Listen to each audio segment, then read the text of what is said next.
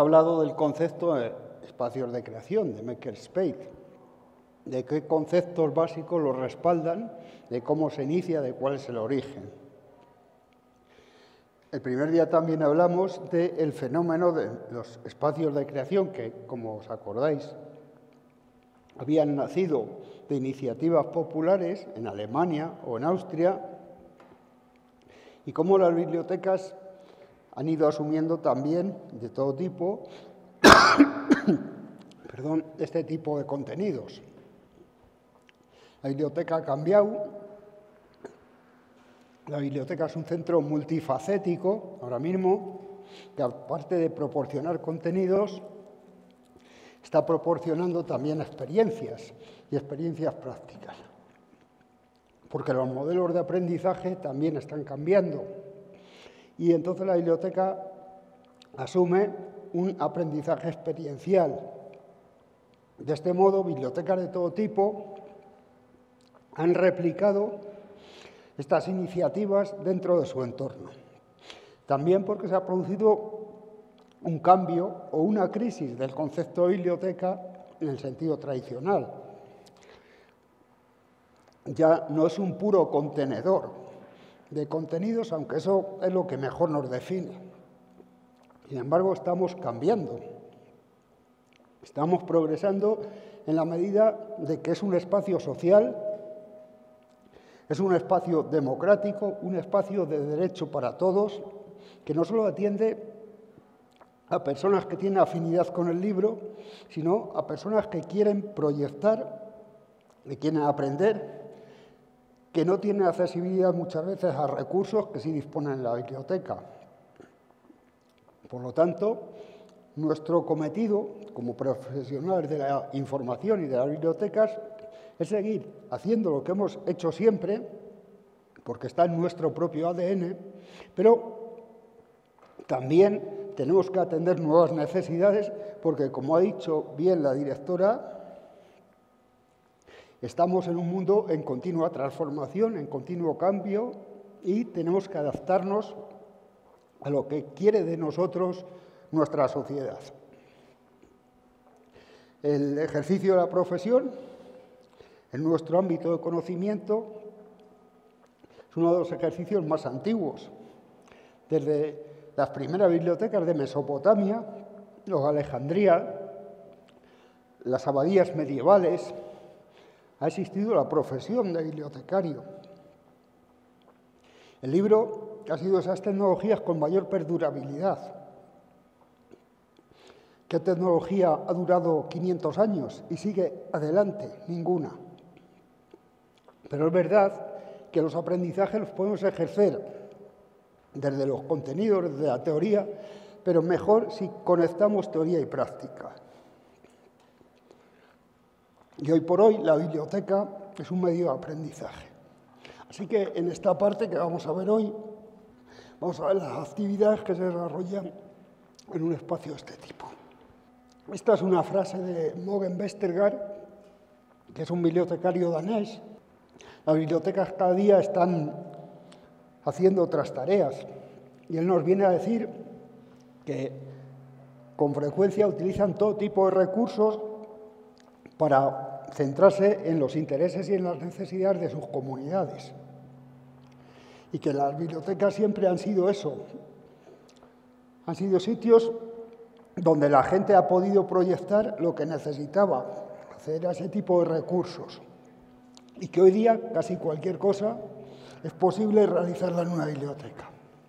Siempre hablamos de los espacios de creación como algo muy novedoso, ¿no? Sin embargo, en este estudio, que se hizo en 2017, es un estudio de las bibliotecas públicas de Estados Unidos, cuando se preguntó si tenían actividades Baker, la mayoría dijo que no. Solo tenían un espacio de creación, menos de un tercio de las bibliotecas.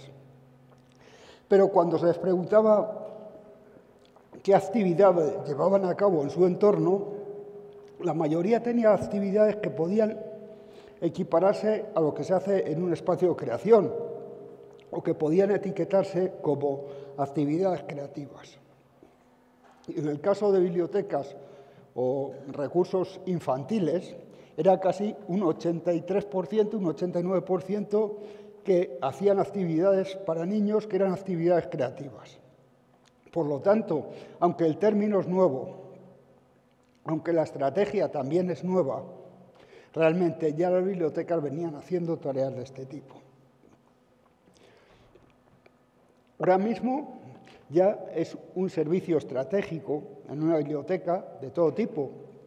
Lo hemos visto en bibliotecas escolares, lo hemos visto en bibliotecas públicas y lo hemos visto también en bibliotecas universitarias. Por lo tanto, aunque parezca un concepto nuevo, que le damos este nombre además de Maker Space o espacio para los fabricantes, realmente estas actividades se venían desarrollando en la biblioteca ya hace mucho tiempo. ¿Qué o cuáles son las cuestiones clave? Pues lo que tiene que hacer un espacio de creación claramente es reflejar los intereses de su comunidad.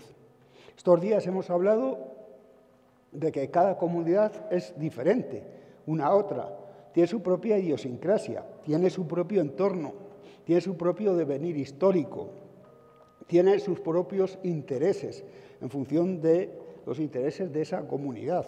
El bibliotecario lo que tiene que hacer es escuchar y hacerse eco de lo que quieren las personas y lo que es cada vez más que un proveedor de contenidos, un mediador entre las necesidades de las personas y entre los intereses de la institución a la que sirve, en este caso la biblioteca. Lo que tiene que pensar un profesional es de qué modo un espacio de creación le puede ser útil a su comunidad. Esa es una de las grandes claves. Y otra cosa importante es ese factor de mediación.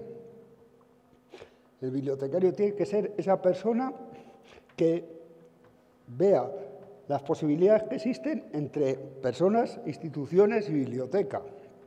Es decir, involucrar a la mayor cantidad de miembros, porque una también de las tendencias fundamentales y claves en la biblioteca está precisamente en esto, en hacer cooperación, establecer relaciones. Y ese es una cosa que no tenemos que tener en cuenta. En todas las comunidades hay gente que hace cosas, o que hizo cosas que están ya retirados, pueden ser tareas artesanales, por ejemplo. Y hay personas que quieren aprender otras cosas. Entonces, la labor del bibliotecario es ser un mediador, ser un filtro comunitario que relacione a personas que quieren aprender cosas con otras personas que quieren también enseñar cosas. Esa sería la clave fundamental. Estos días hemos hablado de un término que es polinización cruzada.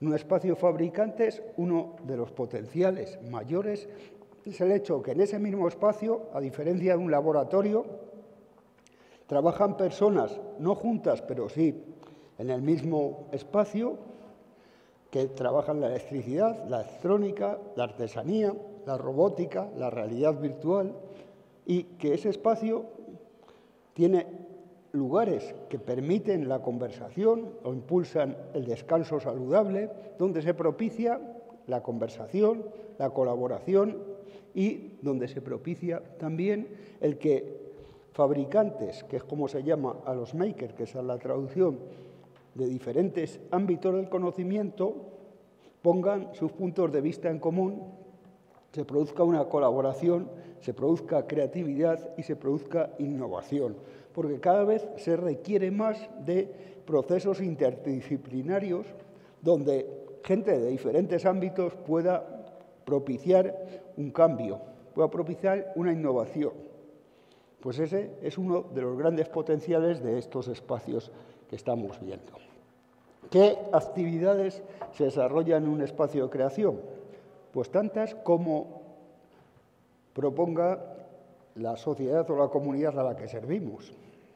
Pueden ir tareas como grabación de audio, como vemos ahí, y edición, enseñanza de vídeo, por ejemplo, también, tecnología, reciclado, impresión 3D. Podemos también trabajar en temas de circuitos, de electrónica. programas avanzados, como puede ser Photoshop, como puede ser también Adobe o cualquiera otro. Podemos trabajar también cuestiones relativas a artesanía, a jardinería. Tiene cabida, como decía Vestergaard, casi todo. Es un amplio abanico, como podemos ver, donde nosotros lo único que tenemos que hacer es propiciar. Por eso se dice tantas veces que un maker es un espacio proyectivo, porque lo que intenta es llevar a cabo las proyecciones o lo que quieren las personas que sea su biblioteca.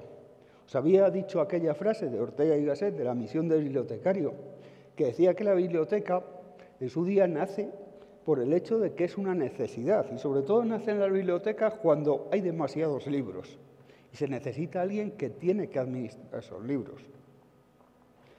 Ahora mismo los libros siguen existiendo, los seguimos administrando, pero mucho de ese contenido que nosotros encontrábamos directamente en nuestras bibliotecas, o que casi las bibliotecas eran en exclusiva esos espacios donde las personas y los que no tenían además medios para acceder a ese contenido podían acceder, ahora ocurre lo mismo con la tecnología. Muchos de esos contenidos tenemos otros proveedores de ámbito internacional que los están proveyendo, como puede ser Amazon.com, que por $9 puedes leer todo lo que quieras. En este sentido, la biblioteca estamos dando un paso adelante y estamos proporcionando a nuestras comunidades acceso a cosas que ahora mismo muchos no tienen a su disposición. Mucha gente no puede tener en su casa una impresora 3D, una cortadora láser, y lo que provee la biblioteca es lo que ha hecho siempre, no cambia. Antes, cuando la gente no podía comprar un libro, porque era muy caro, la biblioteca proporcionaba libros.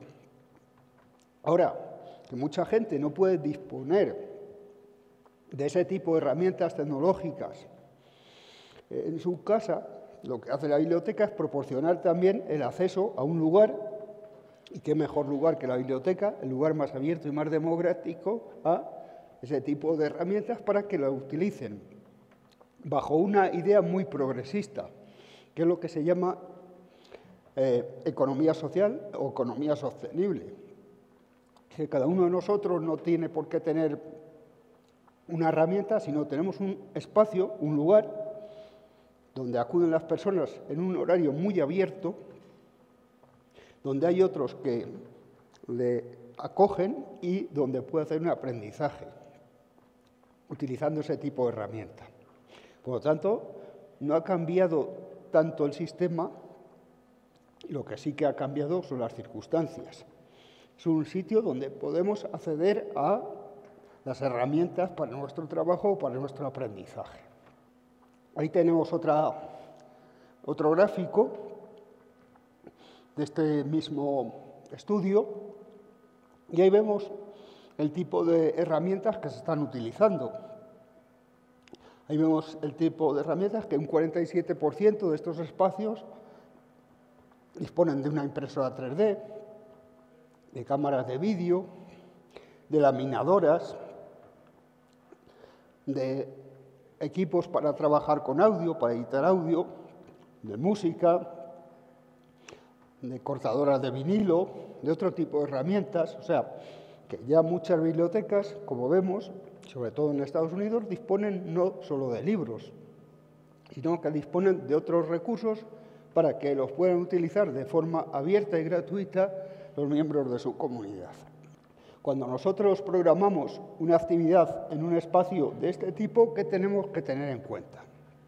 En primer lugar, identificar y generar una actividad creativa. ¿Por medio de qué? Primero, identificar los objetivos y los resultados de esa actividad creativa. ¿Qué pretendemos conseguir? ¿Hasta dónde vamos a llegar con esa actividad? En segundo lugar, alinear la actividad creativa con las necesidades de la comunidad. Y en tercer lugar, monitorear las tendencias y hacer una planificación estratégica de esas actividades. Ahí tenéis qué actividades se pueden programar en un espacio.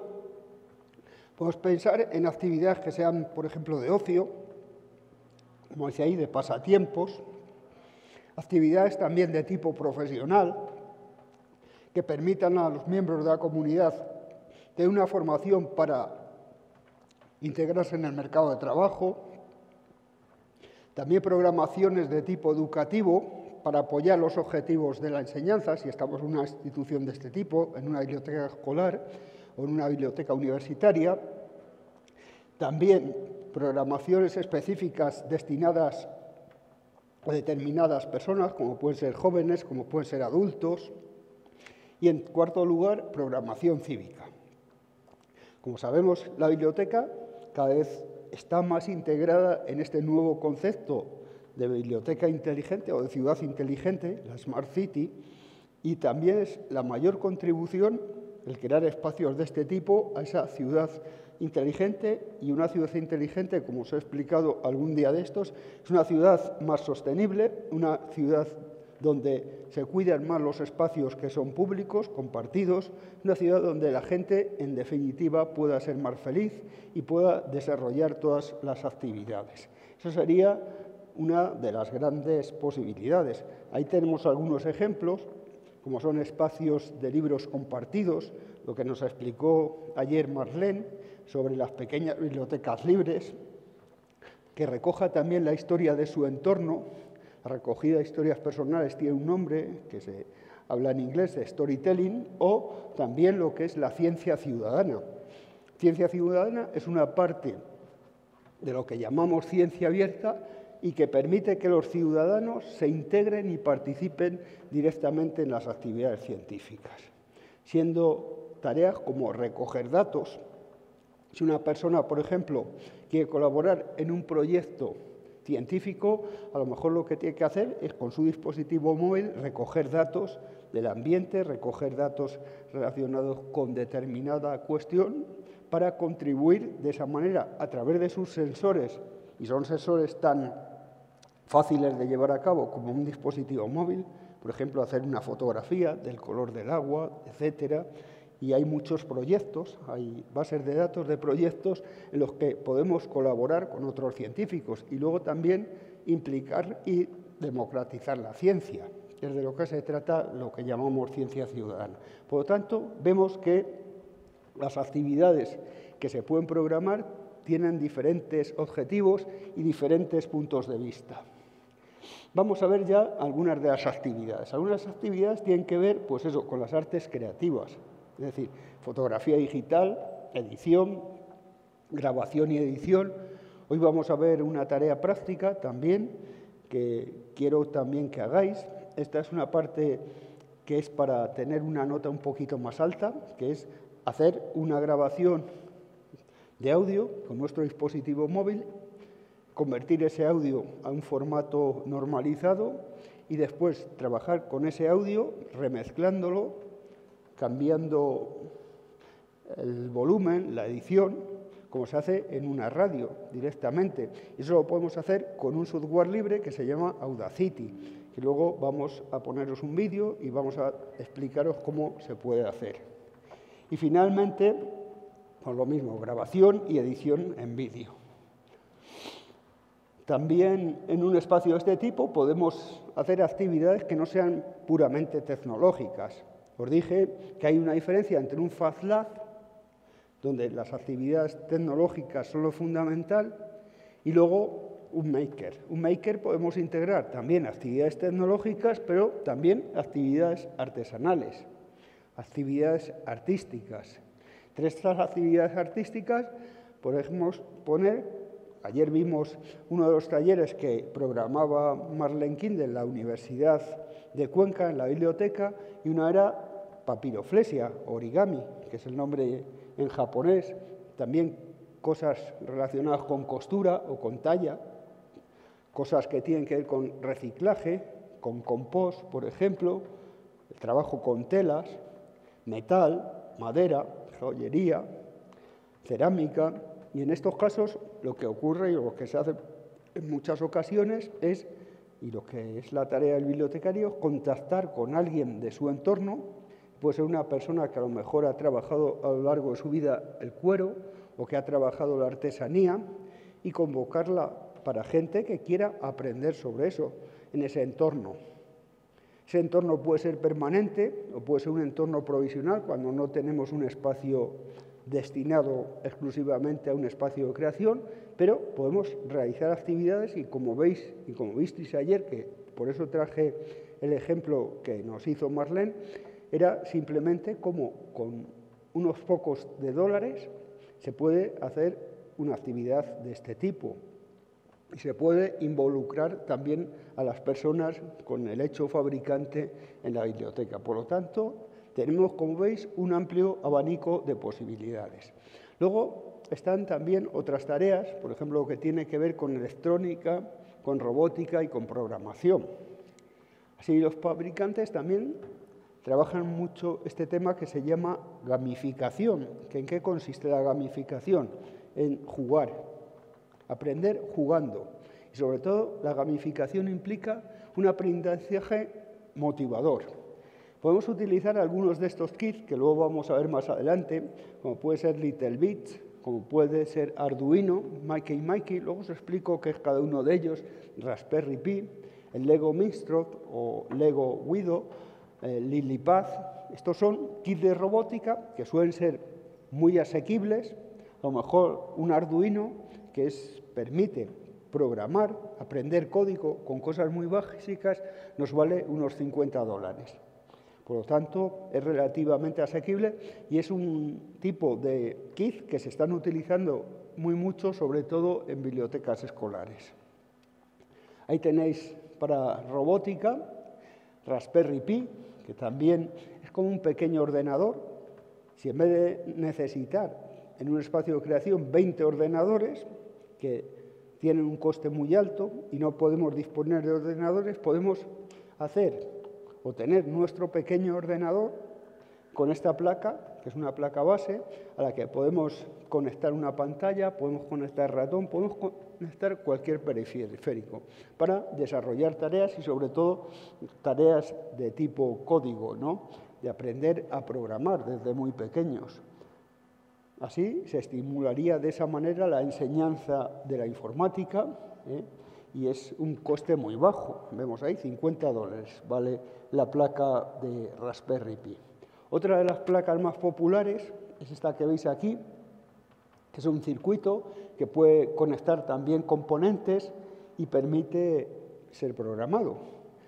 Es una placa base que está bajo una licencia abierta, tanto en el ámbito del software como en el ámbito del hardware. El año pasado en Estados Unidos se vendieron hasta 1 millón de Arduinos, porque casi todas las bibliotecas escolares para temas de programación están utilizando esta placa base. Si queréis verla y ver cómo funciona, tenéis el FATLab que tenéis aquí en la UNED, que tiene placas de este tipo, placas de Arduino también. Ahí tenéis otra de los kits que se están utilizando sobre todo en bibliotecas escolares. Este kit tiene que ver con la electrónica, es un kit modular y nos permite conectar, pues eso, desde luces a actividades que se pueden hacer a través de circuitos electrónicos.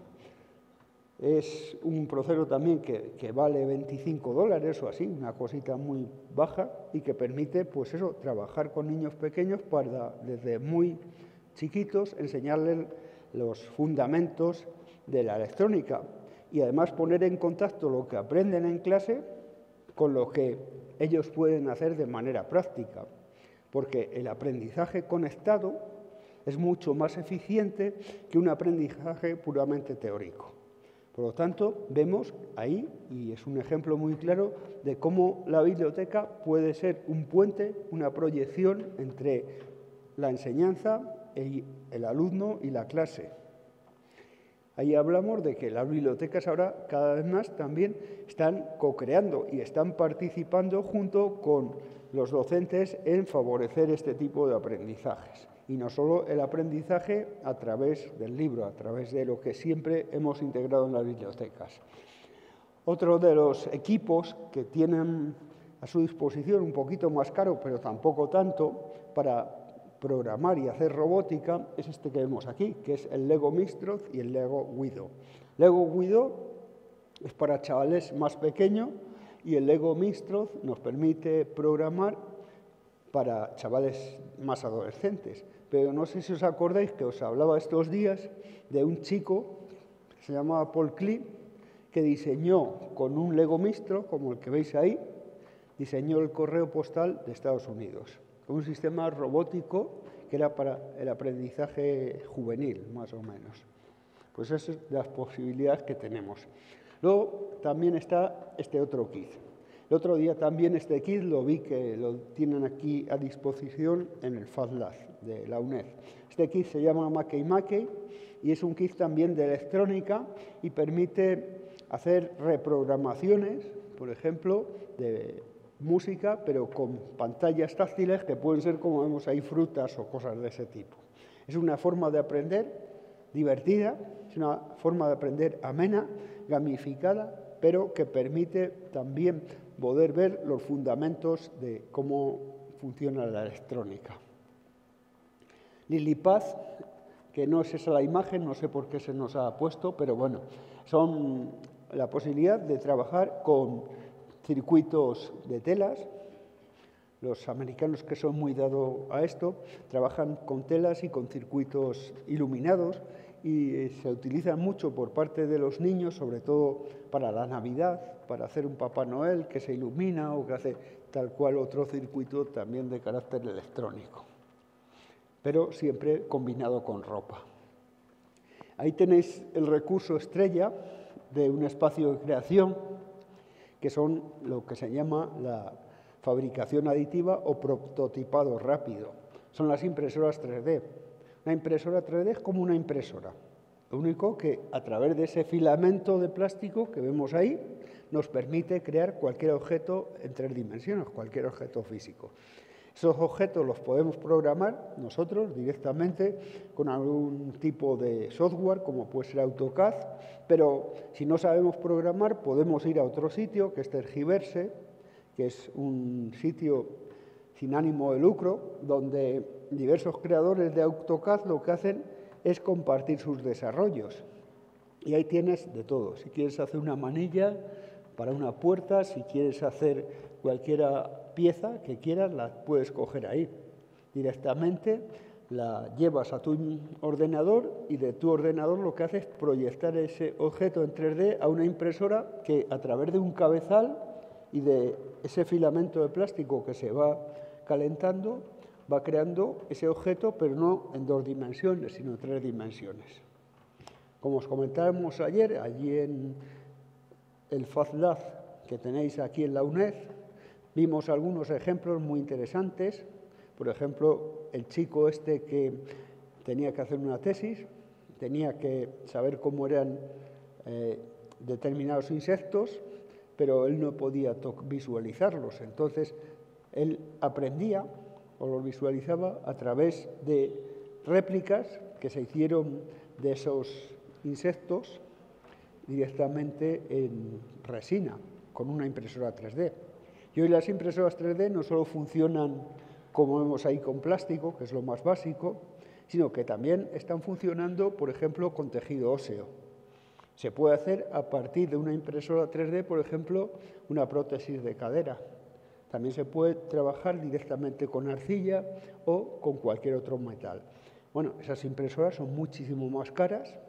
Aquí tienen alguna, allí en el espacio, pero os digo que el futuro es que se abaraten.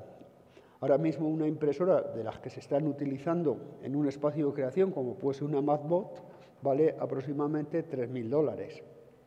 Otra cosa que vimos también en este FabLab de aquí es la réplica de maquinarias. O sea, el otro día, ¿os acordáis que hablaba uno de los vídeos que pusimos? Cómo se puede elaborar o hacer otra impresora 3D a partir directamente de una impresora. Vas haciendo pieza a pieza y las montas, simplemente. O sea que las posibilidades son muchas. Antes, para hacer una pieza necesitamos una fábrica, un entorno industrial, Ahora mismo podemos hacer cualquier pieza. Tú puedes ir a un Fab Lab, como es el de aquí, y tú tienes, por ejemplo, pues un aparatito de la casa, se te ha dañado algo, ese aparatito ya está fuera de mercado y necesitas, por ejemplo, hacer un ensamblado de algo que te ha fallado o se ha roto directamente y te lo reproduce directamente. O sea que esto permite crear negocio en un entorno de 1 metro cuadrado, porque es lo que ocupa una impresora y un ordenador, sin tener que haber una fabricación industrial. Y pudiendo, además, adaptar, porque nosotros podemos coger una pieza en tergiverse y adaptarla a nuestra necesidad concreta, o sea, reprogramar, porque muchas veces quedan bajo una licencia abierta. En Italia, durante la pandemia, por ejemplo, ¿qué sucedió? Sucedió que se rompió la cadena de suministro y una de las cosas que hacían falta para salvar vidas eran filtros para los respiradores. Como no había fabricación, ¿qué sucedió? Pues directamente en un espacio de creación, que ya se creaban equipos de protección, que tampoco se podían comprar entonces, sino que los espacios lo que estaban haciendo esos equipos y regalándolos a los hospitales, pero en este caso fueron más allá. Hicieron esas válvulas que eran necesarias para poder seguir funcionando con los respiradores que se tenían. Pero ¿sabéis qué pasó? Que les denunciaron y todavía sigue la denuncia, porque era bajo una licencia privativa o bajo una licencia de derechos de autor, de patente. Con lo cual, pues bueno, todavía sigue ahí la polémica en torno a qué se puede hacer o no se puede hacer, porque nosotros podemos coger la fabricación de cualquier objeto siempre que ese objeto esté bajo una licencia abierta, una licencia Creative Commons. Por lo tanto, os digo, esto está cambiando los sistemas de fabricación. Se trata de un sistema de fabricación más abierto, más sostenible, que genera menos recursos, menos costoso en energía y, por lo tanto, está produciendo un cambio profundo en la industria. Ahora estamos hablando de esas industrias inteligentes, la industria transformativa, la industria 4.0. Y esto, como veis, se puede llevar a cabo desde un entorno como puede ser una biblioteca. Pues eso es lo que sería más o menos la impresión 3D. Otros sitios que tienen, pues tienen, por ejemplo, cocinas. Hay sobre todo aquellos Fab Labs universitarios donde tienen la carrera de cocina o de gastronomía, integran cocinas profesionales donde tú puedes ir a aprender. A veces los puntos de vista es cocina profesional, para que los chicos que están estudiando esa carrera puedan hacer, y en otros casos se puede aprender allí, por ejemplo, desde sostenibilidad alimentaria hasta comida sana, hasta comida barata por temporada. Se puede programar cosas de cualquier tipo o compartir con otros vecinos mismamente experiencias culinarias, a que le tenga afición a la cocina, como podemos decir. Otros sitios, como decíamos ayer, hay un concepto nuevo que llamamos biblioteca de herramientas, y ahí tenemos otro caso. Habíamos visto el de Bisbal en Australia, habíamos visto también otra biblioteca de las cosas en Viena, en Barcelona hay otra, que yo conozca, en Reino Unido hay varias, y estas herramientas de las cosas, aquí vemos otra que es de Auckland, por ejemplo. Lo que hacen es que te permiten acceder, como si fuese otro recurso más de la biblioteca que se integra en el catálogo, a cualquier herramienta que tú necesites en un momento dado. Y esto también, como os he comentado también durante estos días, facilita, por ejemplo, el que no tengamos cada uno nuestra herramienta y ayuda al cambio climático, ayuda a prevenir cambio climático y ayuda también a un concepto más verde, más ecológico, porque las bibliotecas claramente estamos alineadas con lo que serían los propósitos verdes, con los Objetivos de Desarrollo Sostenible, que sabéis que es la propuesta de la UNESCO para el año 2030, para paliar la brecha digital, entre otras cuestiones, y favorecer un mundo mejor. Os hablaba ayer de las bibliotecas de semillas.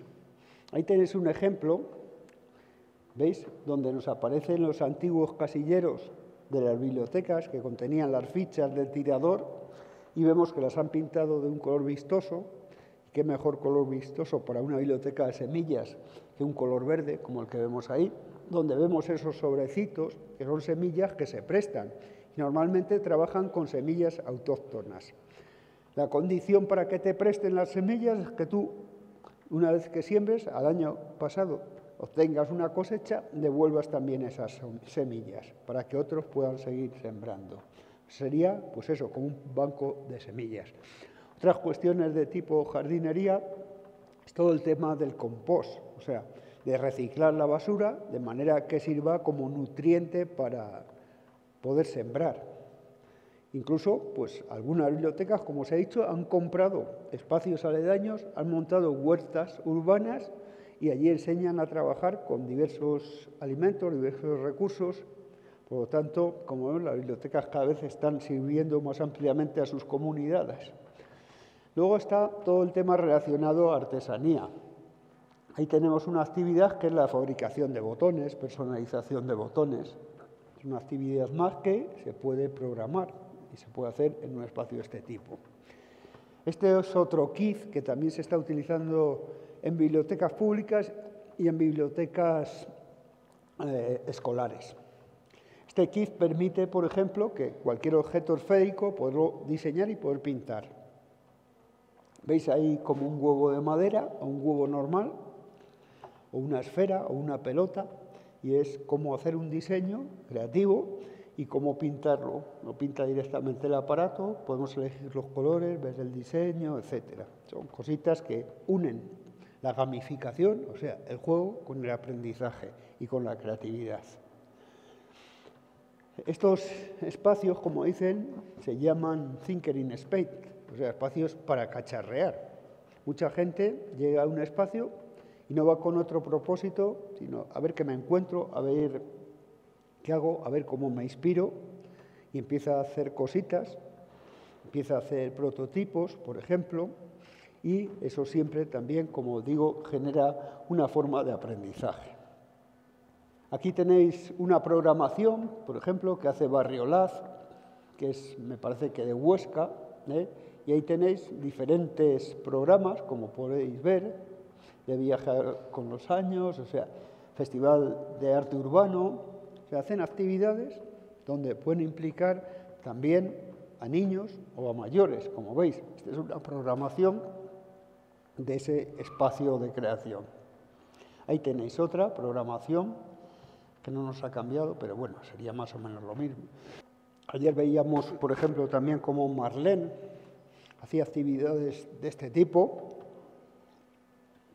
como libros ecológicos, estos libros de edición cartonera, que permiten, pues eso, el desarrollo de la creatividad.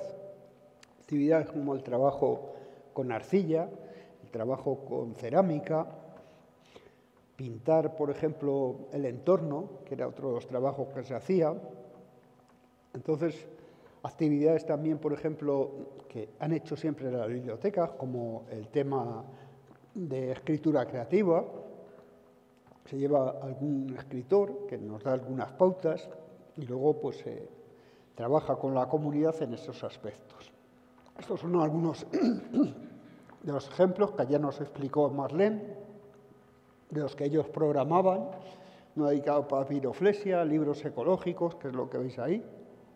Un libro como muy inspirado, por ejemplo, veis ahí en Miró. Ella es artista también, ella es pintora y es un fuerte. Hoy en las bibliotecas es un fuerte también tener no solo bibliotecarios, sino tener a otro tipo de trabajador interdisciplinar que apoye todos estos tipos de actividades. Hoy estamos viendo una licenciada en arte, pero también ahora mismo las bibliotecas están cogiendo gente del mundo de los graduados sociales, o sea, los trabajadores sociales que pueden ayudar a las personas. Hay un ejemplo muy bonito de cómo un trabajador social que trabajaba en una biblioteca de Estados Unidos, a una señora que se quedó sin trabajo durante la crisis, se quedaron en la calle con sus 3 hijos y cómo fue a la biblioteca a solicitar ayuda y una trabajadora social le puso en contacto con entidades que tenían la posibilidad de que ella pidiera la recuperación de su casa y le pudieron devolver de nuevo su casa, aunque ella no había podido pagar la hipoteca al tiempo. Le dieron y también la biblioteca propició que la señora encontrara un nuevo trabajo. Otra de las cosas que están haciendo bibliotecas es, por ejemplo, trabajar con personas que tienen problemas de adicciones. Hay un medicamento en Estados Unidos que es la nosalina, o algo así se llama, y que son lo mismo que antes se inyectaban para evitar el mono, los proporcionan directamente desde las bibliotecas. Bueno, y cada vez más también, y sobre todo durante la pandemia sucedió, se empezó a proyectar directamente espacios creativos de formato híbrido.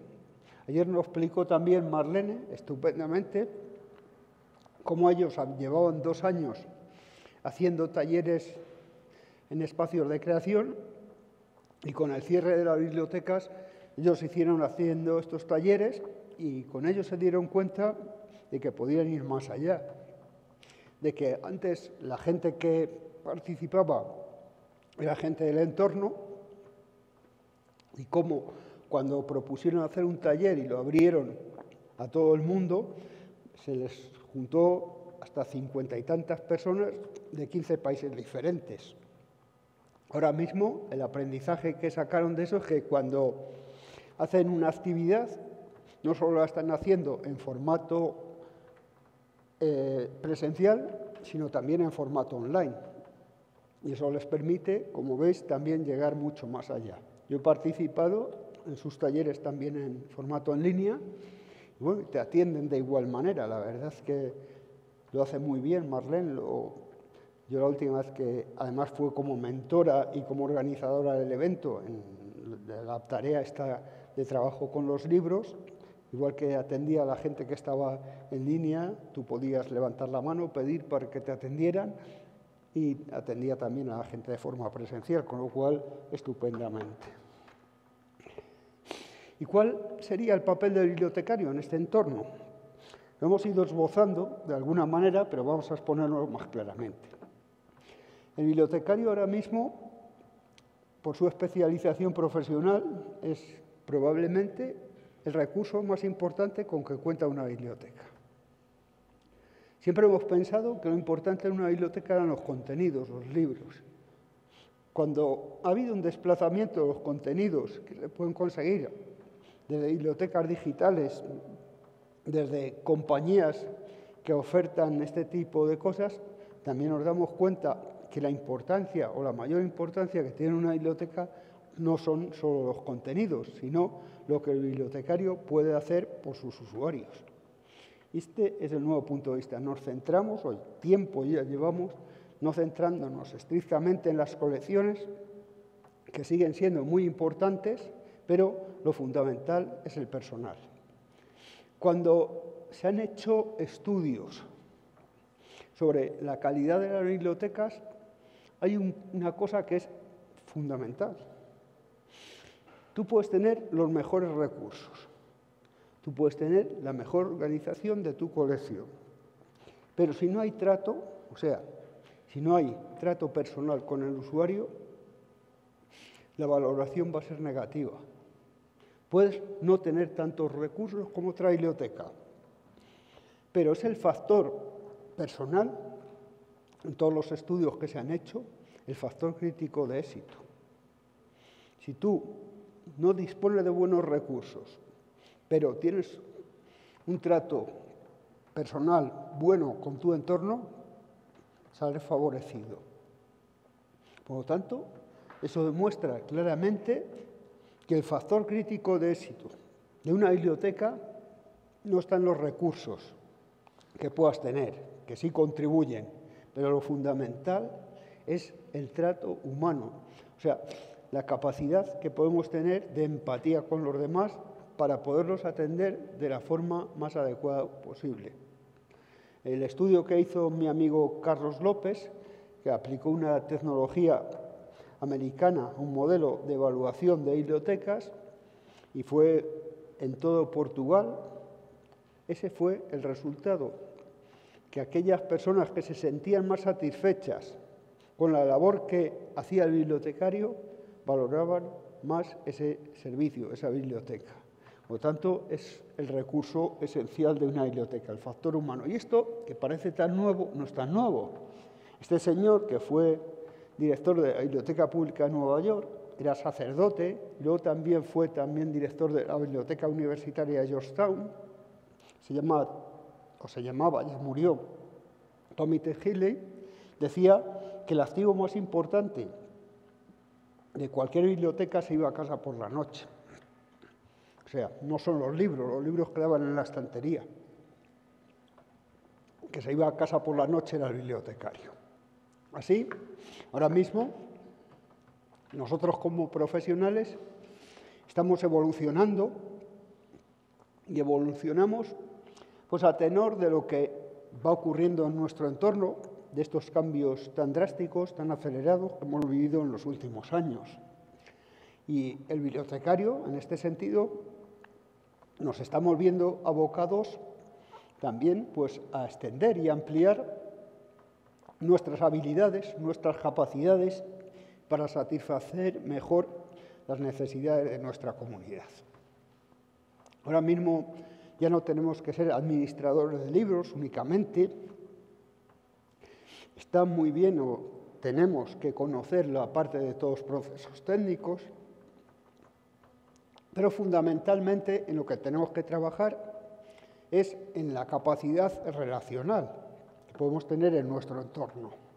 Los bibliotecarios estamos trabajando en este nuevo concepto, que es stakeholder, que quiere decir un stakeholder, un socio colaborativo. Nosotros como profesionales somos socios colaborativos de nuestra entidad y de nuestros usuarios.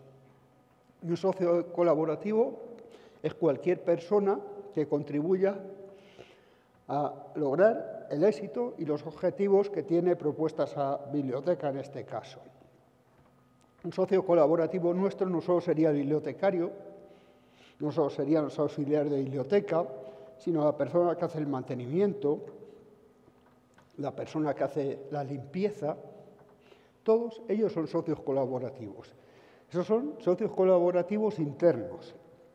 Luego estarían socios colaborativos externos, que pueden ser otro tipo de entidades, de empresas públicas, empresas privadas o cualquier otro tipo de personal que contribuya a los objetivos que tiene marcada la biblioteca y al buen logro, a las buenas prácticas. Así, el papel del profesional se transforma y ahora mismo, más que catalogadores, que, insisto, tenemos que saberlo, tenemos que conocerlo, es importante la organización del conocimiento, si no, no podríamos acceder a los contenidos. Es importante el trabajo de una manera normalizada, no desechamos lo que hemos hecho siempre, pero cada vez es verdad que somos más convocantes, más mediadores, más dinamizadores de nuestras comunidades. O sea, somos las personas que tenemos que estar escuchando lo que necesita la gente y propiciando, de alguna manera, lo que se necesita en función también de los objetivos que tiene nuestra institución. Y esa sería la tarea del profesional. Así, ¿cuáles podríamos decir que serían los roles del bibliotecario al futuro? Por una parte, ya hemos visto, en el nuevo entorno profesional cada vez es más importante el tema del espacio. Considerar el espacio mismo como un servicio y también considerar el espacio como un préstamo. Ahora mismamente, mucha gente que quiere reunirse, que quiere convocarse, necesita un lugar para emprender una empresa, para hacer un trabajo en grupo, pues una de las cosas que está haciendo la biblioteca es prestar sus espacios, porque en el mundo virtual seguimos necesitando espacios físicos y esos espacios físicos son los que nos vinculan más directamente con nuestra comunidad. Es la que refuerza esos lazos. Se dice que las bibliotecas son nodos o hubs ciudadanos. Por lo tanto, una de las claves de este bibliotecario del siglo XXI es diseñar espacios. A veces, como no disponemos de espacios concretos, lo que se hace es trasladar parte de los fondos que no son activos a un almacén cercano, donde podamos acceder a esos fondos de una forma casi inmediata, y esos espacios que nosotros los reutilizamos para tareas de aprendizaje, para reunirse o para poner a disposición de toda la gente máquinas que necesitan. Otra de las grandes claves del bibliotecario del siglo XXI es construir alianzas. Cada vez en un mundo más complejo como el que vivimos necesitamos más de qué. Necesitamos más de trabajar con otros. Hemos dicho que en un espacio de creación a veces no disponemos de un presupuesto, pero podemos hacer un trabajo, que es lo que hemos llamado fundraising, de poder colaborar con otras entidades, públicas o privadas, para poder lograr ese objetivo. Yo os contaba y os remitiría a un programa de radio que se llama Planeta Biblioteca, que es el nuestro, donde tenemos el ejemplo de Rafael Avendaño, de Puebla, México, que es una de las bibliotecas que tiene casi todos los servicios. O sea, casi lo inimaginable. Este año, como os comenté, había sido bibliotecario del año en México. Yo le conocí en un curso que di también de AECID para Uruguay. Claro, cuando me empezó a contar todo lo que hacía, sobre todo en qué estaba basado, no tanto en los recursos de su propia universidad, que también, porque tenía una gran capacidad, un don de gente extraordinario, pero sobre todo con las relaciones con su entorno. Cómo era capaz de convencer a un grupo profesional, una asociación, para que determinadas horas las dedicaran para trabajar casi de forma voluntaria para un gabinete psicológico que había montado en la biblioteca universitaria. Eso es encomiable, porque supone relaciones. Hay una pregunta, ¿no? Más cosas, dime. Sí, buenos días. La consulta es de doña Eileen Angulo. Buenos días. Tengo una consulta para don Julio. En relación a la preparación académica del futuro profesional en bibliotecología, ¿cuáles serían temas o bien asignaturas que deben incorporarse en el plan de estudios de las carreras de bibliotecología para formar profesionales que asuman los cambios de la biblioteca tradicional a espacios de creación? Pues yo creo que ahora mismo ya casi los programas de bibliotecología ya no están tanto orientados en los procesos técnicos, yo lo que conozco al menos en mi país o en mis países circundantes, sino que cada vez también los docentes de bibliotecología están o han ya reprogramado sus carreras para dar más cabida a este tipo de funciones. Probablemente estén en este sentido más anquilosados, digamos, los propios profesionales que muchas veces se adhieren al statu quo, a lo que es cómodo, a lo que no es comprometido y consideran que su tarea fundamental es la de la catalogación. Eso es un espacio de comodidad, diría yo de alguna manera, pero ahora mismo, ¿qué tiene importancia? Pues tiene importancia el valor del usuario, el valor de los espacios, las cosas que yo tendría en cuenta, la formación también tecnológica, que es bastante importante, aunque no es decisiva, porque nosotros tenemos que conocer un poquito los fundamentos de esa tecnología para saber qué queremos. Pero realmente es verdad que las carreras ahora mismo, yo por lo menos en mi país, sí se están adecuando un poquito más a estas necesidades. Y es probablemente el mundo de la profesión donde todavía hay mucha gente que está en ese statu quo cómodo de hacer siempre lo mismo, de trabajar siempre como un mecanismo casi a veces que se aferran de autodefensa, pero eso es importante. Yo no quiero quitar importancia, que lo tiene, porque uno de los valores nuestros es nuestra historia en la profesión a la hora de organizar los conocimientos, saber cómo recuperarlos, saber cómo transmitirlos y sobre todo lo que tiene un valor para mí esencial, fundamental, es el tema del aprendizaje, la alfabetización. Creo que alfabetización es todo. ¿Alfabetización qué es?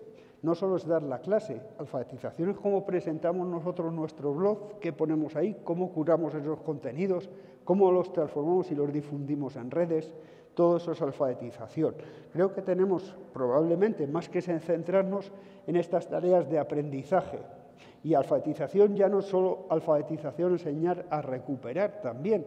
Cada vez hay alfabetizaciones múltiples. Tenemos que trabajar en ese tipo de alfabetizaciones. Alfabetización mediática, alfabetización en salud, alfabetización creativa. Ese es mi punto de vista. Respeto todos los demás. Bueno, otra cosa de las que hablábamos es eso, que tendría que entrar en las carreras, es la capacitación de los estudiantes como creadores. Cada vez se aprende más investigando y menos basado en la clase magistral. Pues hay que considerar al estudiante como una proyección para aprender investigando, que es la mejor forma de aprender, pero desde el primer día. Y para eso le tenemos que dar herramientas. ¿Qué herramienta le damos? ¿Cómo se trabaja con un gestor bibliográfico? ¿Cómo es el lenguaje que utilizamos para comunicar la ciencia? Cosas de este tipo. Y luego garantizar un acceso equitativo digital y ver también los problemas que tiene o puede tener el entorno ético de la información. Entonces, ¿cómo sería este bibliotecario del futuro? ¿Qué requeriría ese bibliotecario del futuro? Pues por una parte, tener habilidades de gente, de comunicación con otra gente, de relación. Luego, habilidades tecnológicas también son importantes. Cada vez tenemos más recursos tecnológicos y menos recursos impresos o presenciales. Y, por último, una combinación de ambas, habilidades pedagógicas, que esa es la otra gran tarea. Aquí tenemos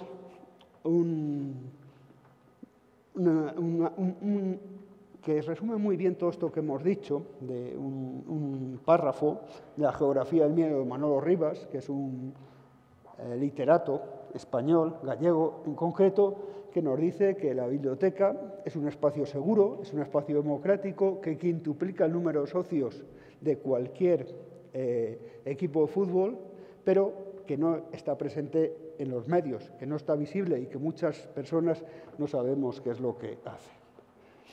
Ahí os dejo unos recursos que podéis utilizar, sobre todo para actividades en espacios de creación. Tenéis los enlaces directamente y vamos a poner un vídeo de qué es un FabLab. Hola amigos, hoy en Lara Maker vamos a hablar sobre qué equipamiento hace falta para montar un FabLab. Así que nada, vamos allá.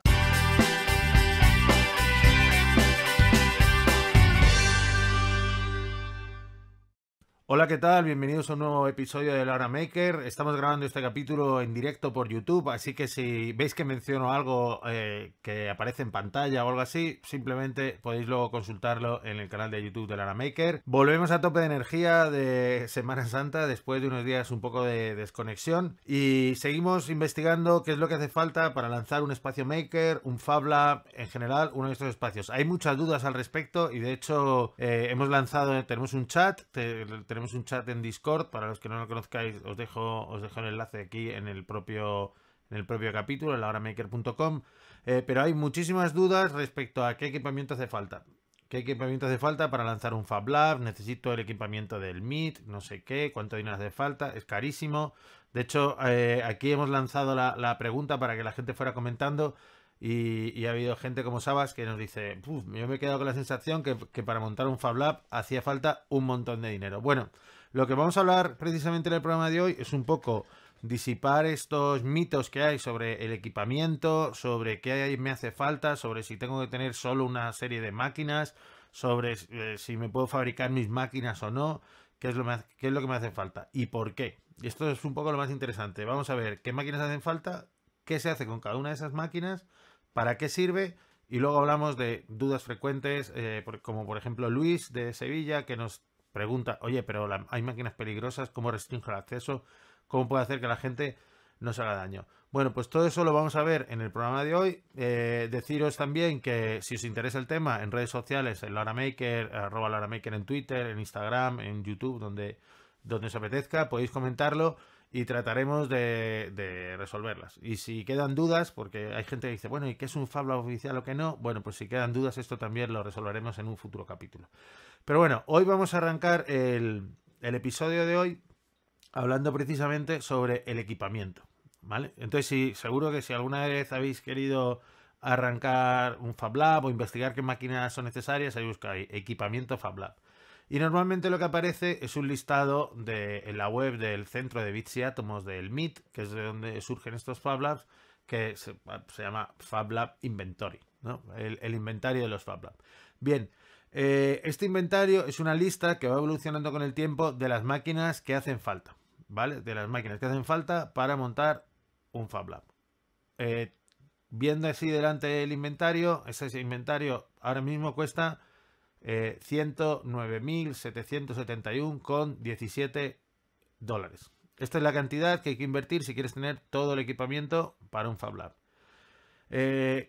¿Cuál es este equipamiento? Bueno, pues tenemos máquinas que fabrican en 2D, máquinas que fabrican en 3D, herramientas de mano, ordenadores, herramientas de electrónica, piezas mecánicas, un poco de todo, ¿vale? Vamos a irlo bajando poco a poco para que nos hagamos también una idea de cuáles son las cantidades y qué es lo que realmente hace falta, porque no todos los espacios se gastan 100.000 dólares, no todos los sitios tienen como este punch para poder llegar y gastarse esto de una vez, pero vamos a ver que hay formas y que hay alternativas y vamos a entender sobre todo para qué sirve.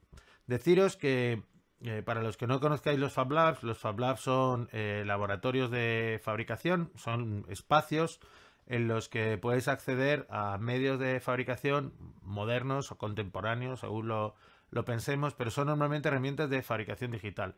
Aquí en el listado veréis que nos aparecen pues desde máquinas como impresoras 3D, cortadoras láser, CNC de gran tamaño, de pequeños tamaños, máquinas de corte, pero todas trabajan con fabricación digital. En todos los casos vamos a partir de un modelo físico y el modelo físico nos va a un modelo físico. De un modelo digital que diseño en el ordenador que voy a pasar a físico a través de esta máquina, ¿vale? Decir también que hay unos cursos que son el Fab Academy, que son unos cursos que se imparten desde allí, desde el MIT, que se imparten en toda una red mundial de espacios Fab Lab, ¿vale? Entonces, aquí... Si buscamos en el inventario, veréis que nos dice, bueno, esto es lo que hace falta, esto es lo recomendado y esto es lo que necesitáis si queréis participar en el Fab Academy. Es decir, si el espacio vuestro va a ofrecer formación oficial y va a ofrecer esta formación para que cualquier persona pueda recibir estos cursos y aprender cómo funcionan, entonces sí que tenéis que tener el equipamiento oficial, ¿vale? Porque si no, habría sitios donde tendría unas máquinas, abiertos sitios donde tendrían otra y sería, la verdad, muy complicado poder sincronizar todo esto. Hay un documento que es el que, digamos, da forma a todos los Fab Lab, o un documento que todos los Fab Lab de la red deberían conocer y soportar, que es este Fab Charter, que es un documento donde aparecen cuáles son las necesidades y a qué se comprometen, digamos, los Fab Labs, ¿no? ¿Qué son los Fab Labs? Es una red de Fab Labs, es un espacio, ofrece una serie de máquinas, ¿quién puede utilizar? Pues al final la comunidad. Pero lo más interesante de todo es que plantea una lógica de red, una lógica en la que tú puedes ir a un Fab Lab, puedes estar fabricando algo, puedes irte a otro Fab Lab y seguir fabricando con procedimientos y métodos de fabricación similares. Y para hacer esto realmente necesitas tener máquinas que funcionen de forma parecida. ¿Significa esto que tienes que tener exactamente los mismos modelos? Pues no, porque pues, de hecho esta misma lista ha ido variando con el tiempo, ¿no? Las necesidades van variando con el tiempo, pero siempre los procesos, las capacidades de fabricar y a lo que, digamos, tú vas a poder esperar llegando a un Fab Lab, eso se ha ido manteniendo con el tiempo, ¿vale? O sea, una máquina de corte láser para cortar en plano, una máquina CNC de gran formato, una máquina CNC de pequeño formato, impresoras 3D, herramientas y capacidad para fabricar electrónica, eso desde el día 1 de los Fab Labs, desde que arrancaron con el curso de cómo hacer, lleva siendo como una necesidad. Bueno, tenéis este vídeo en la presentación y para que nos dé tiempo a ver las dos partes que nos falta, que vamos a hablar de actividades prácticas, llevarlas a cabo o cómo llevarlas a cabo, que es parte también de los ejercicios que vais a tener que realizar en el curso, de las tareas que quedan pendientes. Ahí tenéis que lo podéis hacer en la plataforma y las actividades son dos. Por una parte, una actividad muy interesante para nosotros, que somos al fin y al cabo también bibliotecarios, trabajamos con libros, cómo funciona el mundo de la autoedición. O sea, imaginaros, por ejemplo, que alguien va a vuestra biblioteca y os pregunta que cómo podemos hacer para publicar un libro con Amazon. Pues vamos a explicar esta parte y otra parte va a ser cómo trabajar con audio con Audacity. Por ejemplo, para hacer un programa como es el que hace Marlene de storytelling o para hacer un programa de radio sin tener un estudio de grabación y cómo con este software libre, gratuito, podemos editar el audio, podemos subir el volumen, bajar el volumen, quitar ruidos, quitar imperfecciones y veréis que es una forma muy sencilla de hacerlo y muy efectiva. Muchísimas gracias por vuestra asistencia.